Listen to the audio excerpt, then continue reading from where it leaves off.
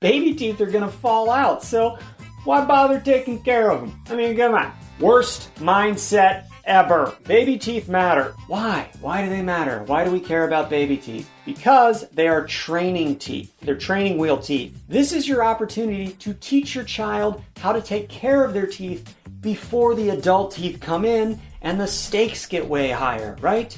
You let them gamble with the cheap stuff first, and then, they don't risk it all when they have real teeth. Children's brains are wide open, all right? If you establish healthy behaviors from a young age, behavioral momentum, right? Emotional inertia about what feels good to do every day, that's going to carry over those healthy habits into adulthood, or at least make it more likely to. Nothing's guaranteed in life. You want it to be the most normal and obvious thing in the world for your child to brush and floss at night, okay? That's goal number one.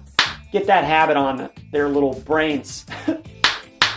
You're going to need to help your kids brush at first, all right? It doesn't take long. For an infant, just wipe off the teeth with a damp, wet cloth after feeding. You could also use a small, wet toothbrush without any toothpaste. Starting at around age 2, you can use a rice-sized amount of fluoride toothpaste on your child's brush. All right, think about how small a grain of rice is. It's barely anything. You don't need big globs of toothpaste, just itty bitty little grain of rice, all right? 20 seconds with a toothbrush, gently sweeping around the surfaces of their teeth. Doesn't take a lot of effort or pressure. Very simple. Make it a game. You can make up a story about the brush. Oh, it's my friend Brushy.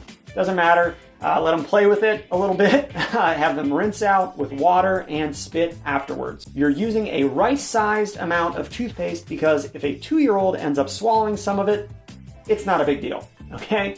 They might swallow some of it, it's fine, just help them rinse out as best you can. As your child gets a little older and is able to reliably rinse and spit out all of the toothpaste, you can upgrade, big upgrade here, to a pea-sized amount of toothpaste, all right? That's how much you can use on your brush for the rest of your life, all right? You don't need more than a pea, the vegetable, just a little pea. You don't need a big glob of toothpaste, even as an adult, all right?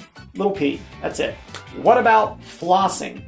Yes, you need to floss your kids' teeth. When do we do this? Once the teeth start touching each other, all right? If there are wide gaps between all of your child's teeth, not really a need to floss. But any of the teeth that touch, often this will be with the back teeth first, the teeth in the back of the mouth. You gotta floss these, gotta help your kid floss. You can use floss picks like these, right? Hopefully you can see that, because I understand your hands are huge and won't fit in Junior's mouth. Why can't girls be juniors? That's weird.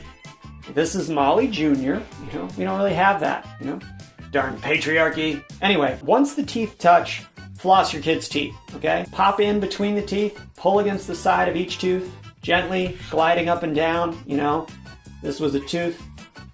I don't know, just gently up and down. Up and down, that's, I don't know. Pretend my finger was a tooth. Is this working for anyone? I don't know.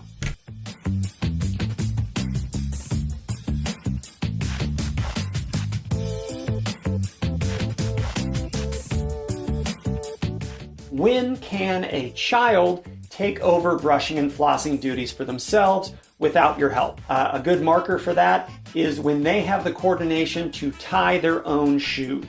That's when they graduate. You can tie your shoes, floss, and brush. But still keep an eye on them and make sure they're actually doing the work. Kids are tricky that way. They like to finagle out of things. You know how it is. It's most important to brush and floss at night, just before bed, and to not have anything to eat or drink after that contains carbohydrates or sugar, all right? Best to stick to just drinking water. For more tips, check out my YouTube channel, where that is. Links in the bio. Links in the bio. I don't know what I'm talking like that for, but hey, links in the bio. TikTok. You can check out my YouTube channel. Also, there's this really cool website. This isn't my website, but it's called thedentistdad.com. There's a snack guide on there. Check that out. It's an awesome resource for having healthy teeth and never getting cavities. Put it on the fridge at home for the kids. We all know how 3-year-olds can read, right? My last tip here for setting your kids up to have healthy smiles is to raise a kid who isn't afraid of going to the dentist. Number 1, do not tell your kid how scary the dentist is, all right? If you had a traumatic experience at the dentist, I'm sorry. That shouldn't have happened to you.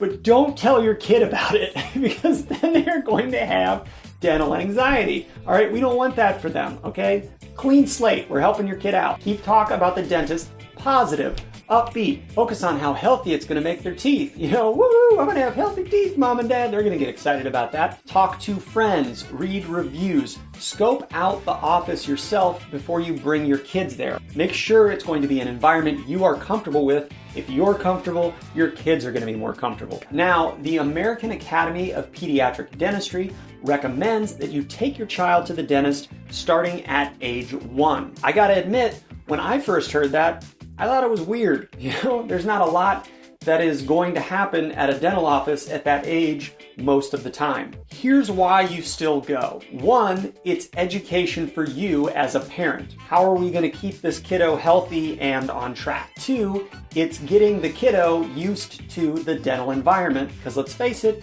dental offices are kind of weird. Like, as a general rule, human beings are afraid of the unknown, stuff we haven't experienced yet firsthand. That can be scary. If your kid gets exposed to strangers in weird dental costumes looking at their mouth multiple times, you know, from an early age, hopefully that turns the experience into something normal and routine. We want your child familiar and comfortable with the type of people who will be taking care of their teeth for the rest of their life. We want dental chairs to be relaxing, not a reason to tense up and freak out. If your child does end up needing dental treatment at some point, it's best if they already know and trust the people at the dental office. So early stages, you know, hopefully we're not doing treatment, we're just getting them comfortable being around dentists and hygienists and other weird tooth people.